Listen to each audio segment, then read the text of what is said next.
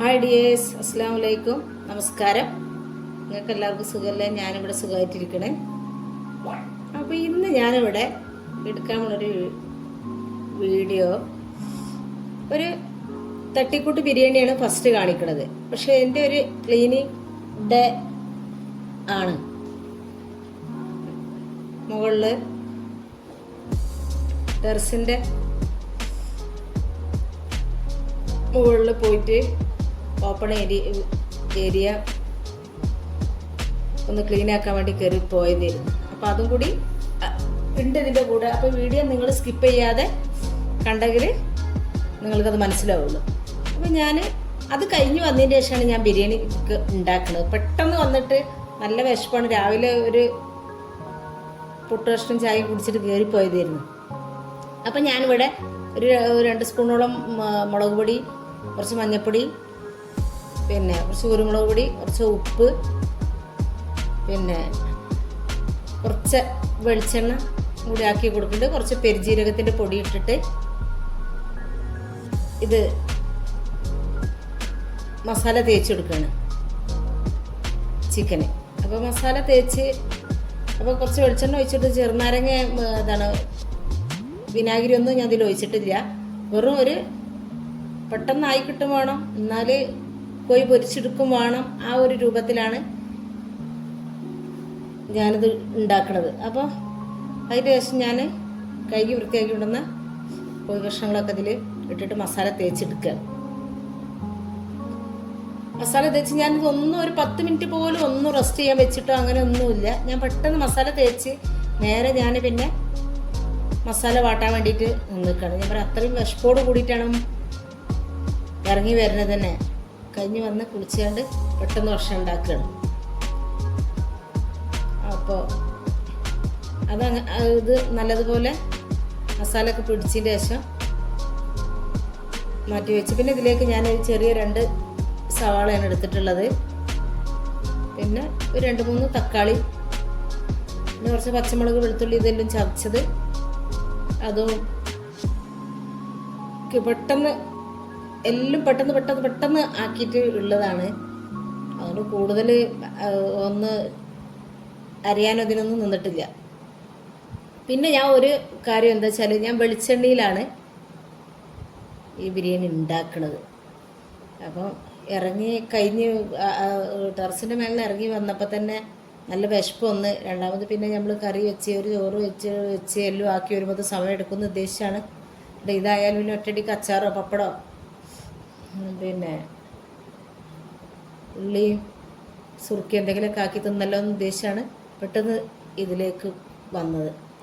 അങ്ങനെ ഞാൻ അതിലേക്ക് വെളിച്ചെണ്ണ ഒഴിച്ച് അതിലേക്ക് ഉള്ളി ഇട്ട് ഒന്നുകൊണ്ട് വാടി വരുന്നുള്ളൂ. അപ്പോൾ തന്നെ വെളുത്തുള്ളി, ഇഞ്ചി, പച്ചമുളക് ചതച്ച് ഇട്ട് കൊടുത്ത് പിന്നെ തക്കാളി ചതച്ചതും കൊണ്ട് ഇട്ട് കൊടുത്ത് ഒന്ന് വാട്ടിയെടുക്കുക. തക്കാളി ഇട്ടതുകൊണ്ട് ഒന്നത് വാടി വരണമല്ലോ. പിന്നെ കുറച്ച് കറിവേപ്പില ഇട്ട് കൊടുത്ത്. അപ്പോൾ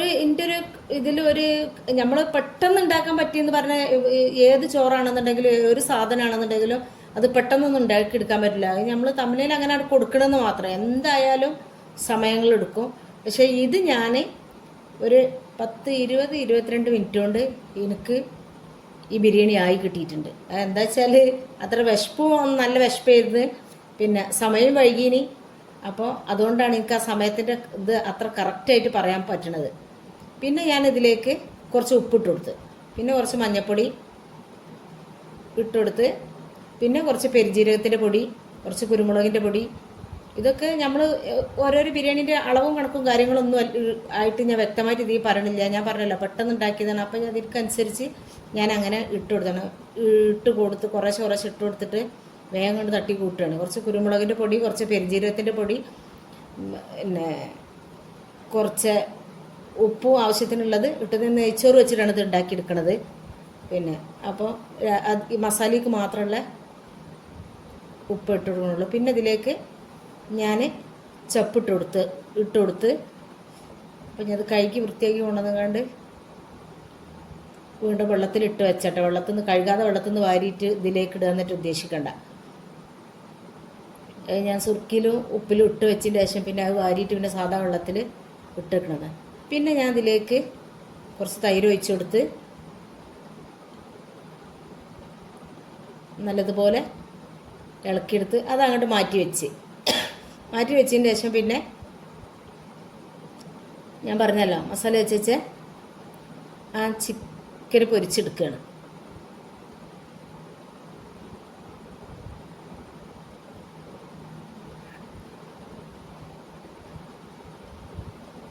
അതങ്ങനെ പെട്ടെന്ന് കോരി ഞാൻ പൊരിച്ച് വേറെ പാത്രത്തിക്കൊന്നും കോരി എടുത്തിട്ടൊന്നുമില്ല. നേരെ ആ മസാലയ്ക്ക് തന്നെ അവിടെ കോരിയിട്ടിക്കുകയാണ്. കുറച്ച് ക്വാണ്ടിറ്റിയേ ഉള്ളൂ, അപ്പം അതുകൊണ്ടാണ് പെട്ടെന്ന് ഉണ്ടാക്കിയെടുക്കാനും പറ്റിയത്. പിന്നെ അതേപോലെ അടുത്ത ട്രിപ്പും കൂടി അതിലേക്ക് ഇട്ട് കൊടുത്തിട്ട് പെട്ടെന്ന് ആക്കിയെടുക്കുകയാണ്. അപ്പം നമ്മൾ ഈ ടെറസിൻ്റെ മുകളിലൊക്കെ ഈ ഓപ്പൺ ഏരിയയിലൊക്കെ നമ്മൾ മഴക്കാലം വന്ന് വെള്ളത്തിന് എന്തെങ്കിലും ലീക്കോ പോലെ പൂലെന്തെങ്കിലും വരുന്ന സമയത്ത് നമ്മൾ മേപ്പിട്ട് നോക്കുള്ളൂ. അപ്പോഴാണ് നമ്മൾക്ക് മനസ്സിലാവുക. അങ്ങനെ നമ്മൾ ശ്രദ്ധിക്കഴിഞ്ഞാൽ പെട്ടെന്ന് ലീക്ക് വരും. പിന്നെ ഞാൻ ഈ പൊരിച്ച് വെച്ച് ചിക്കനൊക്കെ ഇതിലേക്ക് ഇട്ട് കൊടുത്ത് കുറച്ച് ബിരിയാണി മസാലയൊക്കെ ഇട്ട് കൊടുത്ത്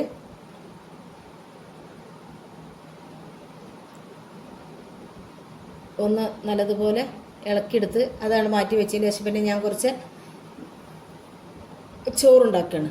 അപ്പോൾ അതിനും ഞാൻ സെയിം വെളിച്ചെണ്ണ തന്നെയാണ് ഒഴിച്ചിട്ടുള്ളത്. അതിലേക്ക് ഒരു 3-4 പട്ട, 3-4 ഗ്രാമ്പു, 4-5 ഏലക്കി, ഒരു കുറച്ച് ഉള്ളിയും കൂടി ഇട്ട് കൊടുത്തിട്ട് ഒന്ന് ഇളക്കിയെടുക്കുകയാണ്. പിന്നെ ഞാൻ അതിലേക്ക് കുറച്ച് അണ്ടിപ്പരിപ്പും മുന്തിരി ഇട്ട് കൊടുക്കുകയാണ്. പിന്നെ അതിന് ശേഷമാണ് ഞാൻ അതിലേക്ക് വെളുത്തുള്ളി, ഇഞ്ചും പച്ചമുളകും കൂടി ചതച്ചത് കുറച്ചിട്ട് കൊടുക്കുക. ഇതിങ്ങനെ ഇട്ട് കൊടുത്താൽ നമ്മൾ വെറും ബിരിയാണിക്കല്ലാതെ തന്നെ നെയ്ച്ചോറ് ഉണ്ടാക്കുകയാണെങ്കിൽ നല്ല ടേസ്റ്റാണ് ചോറ് തിന്നുമ്പോൾ. അപ്പോൾ ആ ചതച്ചതും കൂടി അതിലിട്ട് കൊടുത്ത് ഇളക്കി കഴിഞ്ഞതിന് ശേഷം പിന്നെ അതിലേക്ക് തിളച്ച വെള്ളമാണ് ഒഴിച്ചു കൊടുക്കുന്നത് കേട്ടോ. അപ്പോൾ ഒരു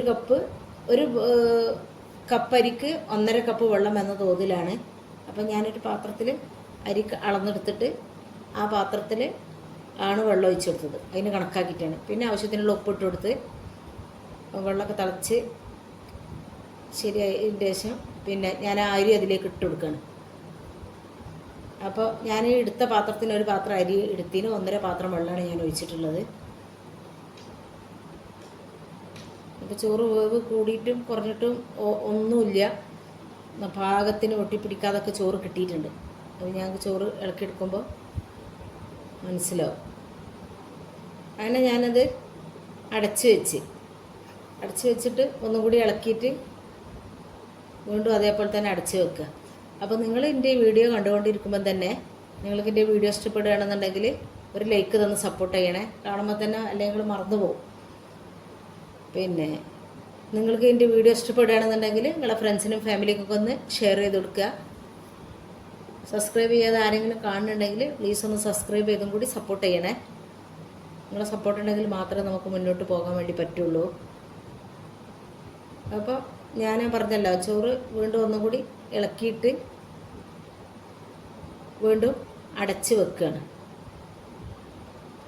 അപ്പോൾ നോക്കുമ്പോൾ എനിക്ക് ചോറ് ഒന്നും കൂടി ഒന്ന് വേവാനാണ് തോന്നിയപ്പോൾ പിന്നെ അടച്ച് വെച്ച് കൊടുത്ത് വീണ്ടും എടുത്തിട്ട് ഇളക്കുകയാണ്. അപ്പോൾ ഞാൻ പറഞ്ഞില്ല, ചോറ് ഒന്നിനോടൊന്ന് ഒട്ടിപ്പിടിച്ചിട്ട് കട്ടായിക്ക് വേവ് കൂടിയിട്ടുമില്ല കുറഞ്ഞിട്ടുമില്ല. ആ പാകത്തിൽ പിന്നെ ഓരോരോ അരിക്കനുസരിച്ചാണ് കേട്ടോ വെള്ളത്തിൻ്റെ കണക്ക്. അപ്പോൾ ഞാൻ എടുത്ത അരിൻ്റെ കണക്കാണ് നിങ്ങളോട് ഈ പറഞ്ഞത്.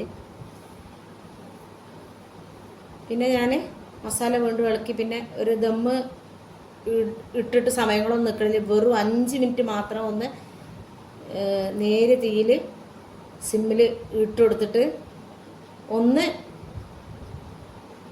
ആവി കയറ്റിയെന്ന് മാത്രം പറയാനൊന്ന് ചൂട് കയറ്റിയിട്ടുള്ളതെന്ന് മാത്രമേ പറയാനുള്ളൂ. അതിനിപ്പോൾ ചൂട് കയറ്റിയെടുത്ത് ദമ്മിലായി എന്നൊന്നും പറയാൻ പറ്റില്ല. പിന്നെ ഞാൻ അതിലേക്ക് ഒരു ട്രിപ്പ് ചോറിട്ട് കൊടുത്ത് അതിൻ്റെ മേലെ കുറച്ച് മല്ലിച്ചപ്പ് വെതറി കൊടുത്ത് പിന്നെ കുറച്ച് ബിരിയാണി മസാലയും കൂടി ഇട്ട് കൊടുക്കണേ. ഇട്ട് കൊടുത്തതിൻ്റെ ശേഷം വീണ്ടും അതേപോലെ തന്നെ ബാക്കിയുള്ള ചോറും കൂടി അതിൻ്റെ മേലെ നിരത്തി കൊടുത്ത്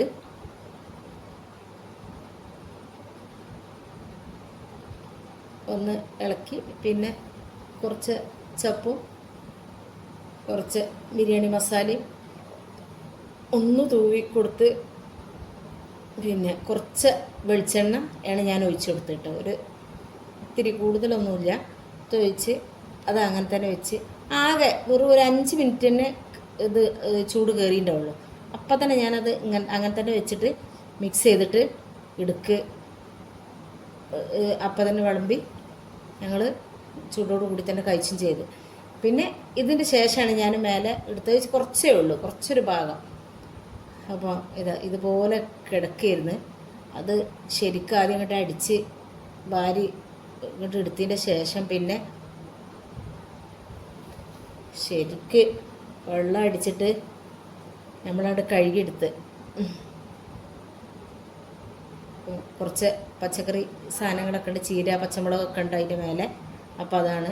അപ്പോൾ നിങ്ങൾക്ക് എൻ്റെ വീഡിയോ ഇഷ്ടപ്പെടുകയാണെങ്കിൽ ലൈക്ക് തരാൻ മറക്കല്ലേ, ലൈക്ക് തന്ന് സപ്പോർട്ട് ചെയ്യണേ.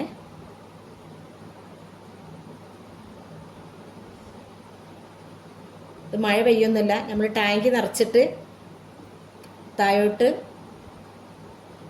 ടാങ്ക് നിറഞ്ഞ് ചിന്തുന്ന വെള്ളത്തിലാണ് നമ്മളിത് കഴുകുന്നത്, ഇതിൻ്റെ മേലേക്ക് വെച്ചിട്ട്. ഇപ്പോൾ മഴ ഇല്ലാത്ത സമയത്താണ് നമ്മൾ ഇത് എടുക്കണത്. അപ്പോൾ ശരിക്കും നല്ലതുപോലെ കഴുകി അങ്ങോട്ട് വൃത്തിയാക്കി എടുത്ത്. അപ്പോൾ